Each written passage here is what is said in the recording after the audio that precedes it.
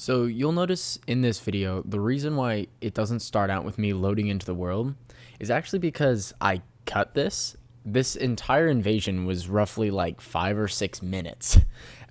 And 5 of those 6 minutes was just me running in a straight line towards the host. I kid you not, they were running for 5 whole minutes. And now you can finally see I cut to where I'm finally catching up with them. I mean, they had a hunter and everything, and they did not care to try and turn around and find me. They just kept running forward all the way through Liurnia. So now we're here. You can see I've got my samurai build. I've got the meteoric ore blade and the Moonveil katana. And I know what you're thinking, like, oh, look at this loser. Look at this casual. He's running a Moonveil katana. It's not the same cursed crap that it was before. Regardless of the fact that it's so much more balanced now, people have just run into it so many times that they can just dodge it consistently. And that's why when you're using the Moonveil katana, you have to use it as a roll catch.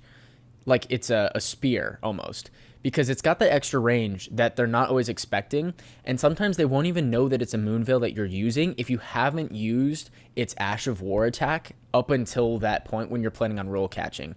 And you'll see right here, I'm going to end up attacking this blue, catching his roll, and then jumping attack. So you go catch, and then run up, and while he's healing and jumping attack, KO. If I'm being honest, that hitbox was kind of weird.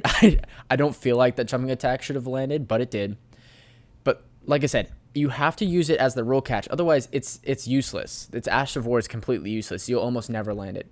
This dude, I hate people like this that are using a glitch to where he can use his returning incantation and then using his like incantation parry to launch another projectile back at me. I'll give him credit.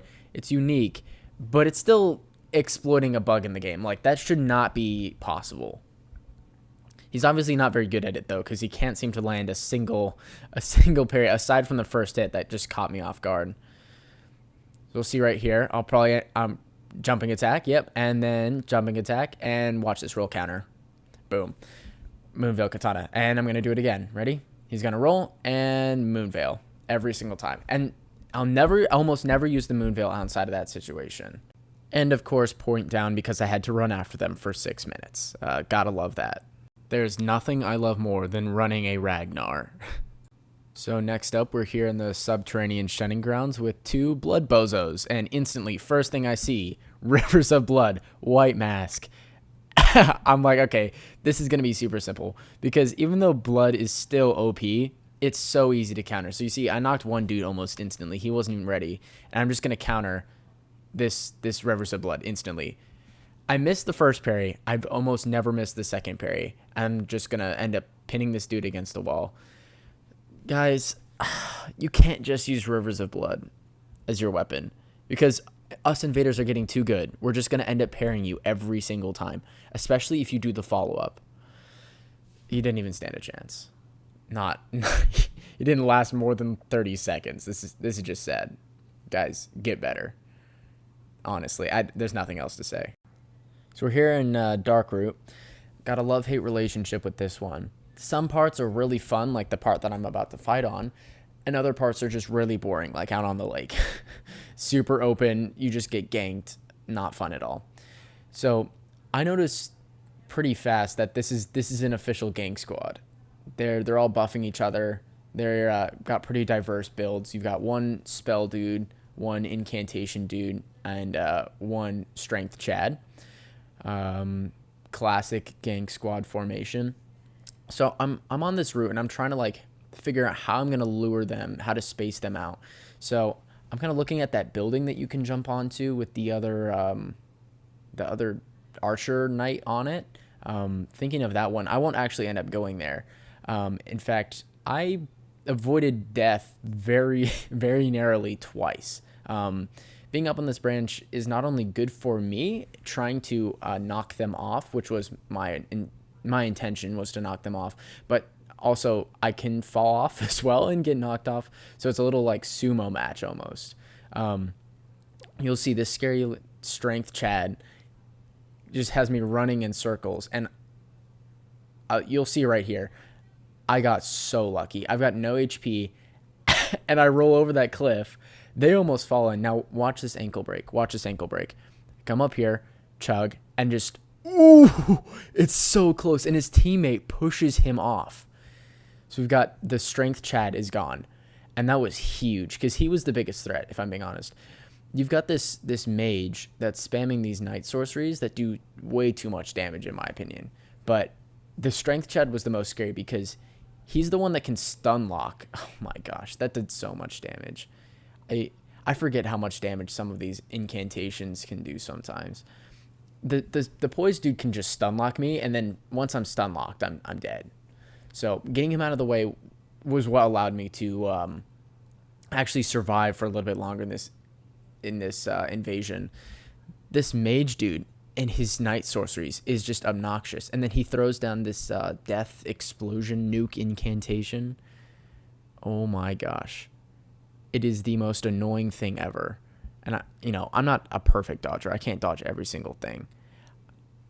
You can see I'm really utilizing the basilisks to space them out because, like, I can just hang out in their death blight mists. They can't touch me because they don't want to go anywhere near me when I'm hanging out inside of them. And I'm just chugging the boiled crab because I need that. If I had not been eating the boiled crab, I would already be dead. And you'll see several times in the future coming up, I'm going to get down to maybe like 2 HP. If it was not for the boiled crab, I would have died in this invasion like 4 or 5 times. So now we've got a second strength Chad that's throwing around his Giza's wheel. Pretty fun weapon, I won't even lie. Right here, it starts getting really intense, and I'm almost out of heals. So I start panicking, and I'm like, okay, I got to start actually like using my Moonveil attack to try and pick these guys off. And my intention was to line them up so I can hit them both at once with the Moonveil katana, because this build really doesn't have much range. I have some sorceries, but I don't have enough like blue mind, whatever, FP, that's what I'm looking for, to actually really utilize them, because I try and save my FP for the meteoric blades like gravity pull and then Moonveil. You can see right here he lands this jumping attack. I don't know how it didn't kill me. Probably the boiled crab gets me down to 1 HP. And so we're just like desperately trying to kill each other because I think this dude's out of heals too. I get so lucky, land that, and I'm out. I run. I need the extra Estus, or not Estus, Crimson Flask. Now what I should have done here is equip the talisman that gives me more juice from it. Completely forgot to. But I was like, let's go. I was shaking at the end of this invasion. It was just that close. This is probably one of my favorite invasions that I've ever done. So now I'm here, no heals, less than half HP against this strength Chad who can kill me in 2 hits. 1 hit. And it's neck and neck and barely land that Moonveil katana. GG's. Super fun.